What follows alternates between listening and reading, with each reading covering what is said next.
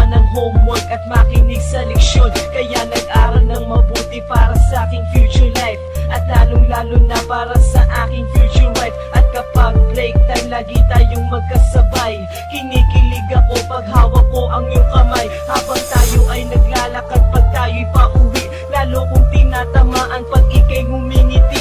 Ang lahat ng bighati, ikaw ang nagtatanggal. Dahil sa iyo kaya pasado sa periodical. Buhay ko ay nag-iba, binigyan mo ng sigla. Tumaas na din ang grades ko sa matematika. Ikaw lang ang dahilan para to sa'yo mahal. Inaalay ko sa'yo ang natanggap kong medal.